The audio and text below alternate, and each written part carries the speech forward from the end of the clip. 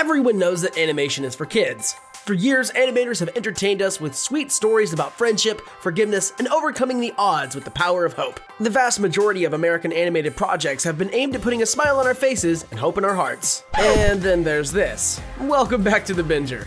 Love, Death, and Robots is a huge departure from the Pixar wave of American animation. It is without a doubt the most popular not safe for work animated feature in a while. If Pixar movies are the equivalent of kids' playgrounds of animated films, then LDR is the back alleyway street fight. It features 18 wild tales of violence, debauchery, and mayhem. Despite disturbing you to the very core, the show somehow leaves you wanting more.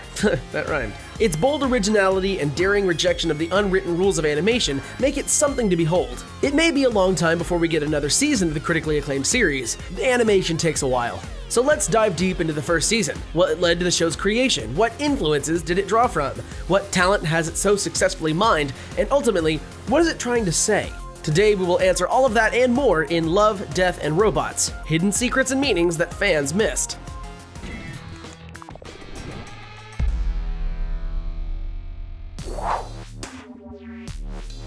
The Anthology series was created by the epic team-up of Tim Miller and David Fincher. Some probably recognize those names, but may not be able to place them. David Fincher is one of the biggest names in Hollywood, but he hasn't been around lately. He's one of the most well-regarded directors of the last few decades. He made his big break with thrillers like Seven and The Game. We're going to ignore Alien 3. If you haven't seen Alien 3, please take this advice and never watch it. That goes double for Alien Resurrection. He really broke it big with his interpretation of Fight Club. Since then, he's made the move to much more critically acclaimed projects like The Social Network and The Curious Case of Benjamin Button. Love, Death, and Robots seems to take more inspiration from his version of The Girl with the Dragon Tattoo. Just look at the opening credits and you'll see what I mean. This isn't the first hit show that Fincher has produced for Netflix either. He actually produced and directed a few episodes of Netflix's original hit, House of Cards. He's also behind the captivating thriller Mindhunter, which is more than a little like his Zodiac movie. This is just another in a long line of hits for the famous director/producer. I don't know what comes next for him, but I know I'm gonna watch it. Tim Miller hasn't had quite the same level of success, but he may very well get there. He co-founded Blur Studios and got nominated for an Oscar for his Go for Broke short. Miller wasn't satisfied with the state of animation. Since the Pixar wave pretty much defined the CGI animated film, there hasn't been much diversity of style. I mean, movies like Shrek, How to Train Your Dragon, and Despicable Me all look like Pixar. The man has a point. He set out to create animated film projects with Blur Studios, but all these fell apart. Things were looking pretty bleak until two projects came his way. He first got real recognition for his designs on the big Hollywood movie's opening credit sequence. That's right, The Girl with the Dragon Tattoo. He then went on to team up with Ryan Reynolds on some test footage for a certain movie. Unfortunately, the test footage for the original Deadpool project seemed to be going nowhere.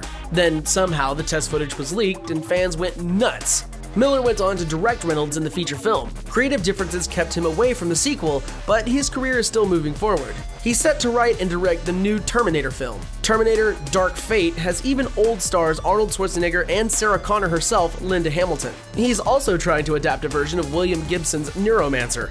That book's basically the godfather of the cyberpunk genre, so keep your eyes peeled for more news as that project develops. It goes without saying that these two are a match made in heaven. Let's hope this isn't the last project they work on together. Some fans of the cyberpunk genre might find something familiar about Love, Death, and Robots.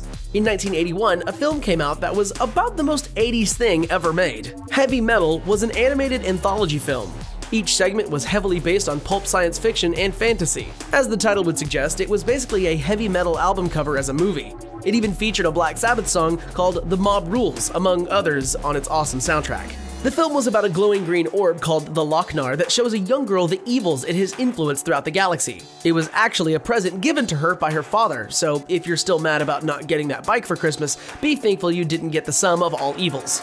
This guy really set the low bar for bad parenting. Throughout the film, we see Lochnar show several R-rated animated features. The film hasn't aged incredibly well, but if you're looking to scratch that 80s hardcore nostalgia itch, here you go. It also features voice talents like John Candy and Eugene Levy, as if it needed to be even more 80s. The film itself was based on the pulp magazine also called Heavy Metal. This book was filled with dark sci-fi, fantasy, steampunk, and erotica. Sound familiar? It has influenced several famous creators such as Miller, Fincher, and Robert Rodriguez. The film got a sequel called Heavy Metal 2000 that was pretty widely panned. Miller and Fincher wanted to do a direct adaptation, but that never came to fruition. That is unless you count Love, Death, and Robots. Aside from the name, it is basically an adaptation and modernization of the heavy metal style. As far as the franchise itself, Robert Rodriguez may very well bring it to TV as well. Little is known about his potential heavy metal adaptation. After his success of Love, Death, and Robots, and his film Alita Battle Angel, it might happen. If it's anything like the Netflix version or his other films, it sounds like it would be awesome. If you thought that the art style in the episode The Witness looked familiar, it's understandable. You might remember the most recent animated Oscar winner, Spider-Man Into the Spider-Verse. The art director for that film, Alberto Mielgo, directed the episode. Once you know that, you can really see all the similarities. Mielgo was also on the animation team for the underrated Tron Uprising. It even stars Elijah Wood, Tricia Helfer, and Tron star Bruce Boxleitner. If you want some more cool-looking cyberpunk action, feel free to check out Uprising. It's a lot less NSFW too, if there are kids around.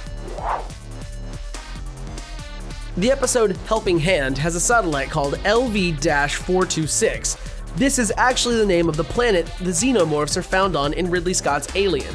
It's obvious that the dark sci-fi horror film franchise is a big influence on the series. Suits features mech suits that look stylishly familiar to the suit at the end of Alien 2. Beyond the Aquila Rift features a space horror story that's pretty reminiscent of the Alien style. Somehow it might be even more terrifying though. Lucky 13 is also reminiscent of the awesome colonial marines in Alien 2. Maybe Fincher's trying to make up for his sins in Alien 3. That's pretty much an uphill battle though. There's also a reference to another famous sci-fi franchise in the episode 3 Robots, which features a scene that looks like the skull scene in Terminator. That film has obviously provided some influence on the series as well. 3 Robots is pretty much a parody of the whole Terminator concept, except instead of Skynet, the world is destroyed by evil cats. The episode When the Yogurt Took Over also seems to parody the film. It paints the Skynet concept of a rogue AI taking over the planet in a different light. This time the AI is self-aware yogurt. So it's a bit more realistic. I've never trusted yogurt. The series is packed to the gills with incredibly creative concepts. Part of the reason for that is that many of the episodes are based on short stories. Peter F. Hamilton wrote the short story Sunny's Edge, which appeared in New Moon magazine. It's part of his Confederation universe. Go check it out. Alistair Reynolds wrote the story that Beyond the Aquila Rift and Zima Blue are based on. The British writer has written books like Revenger, The Medusa Chronicles, and Poseidon's Wake. John Scalzi wrote When the Yogurt Took Over, which became the weirdest episode of the series. He also wrote Missives from Possible Futures #1, Alternate History Search Results. That one is responsible for the Trippy Hitler Alternative History episode. The writer also did 3 Robots Experience Objects Left Behind from the Era of Humans for the First Time. That got adapted into 3 Robots. Fish Night, The Dump, Good Hunting, Lucky 13, Ice Age, The Secret War, Sucker of Souls, Shapeshifters, and Helping Hand were also short stories. All of these writers can be found online or in bookstores. If you want more Love, Death, and Robots, the best way to get at it is to go straight for the source.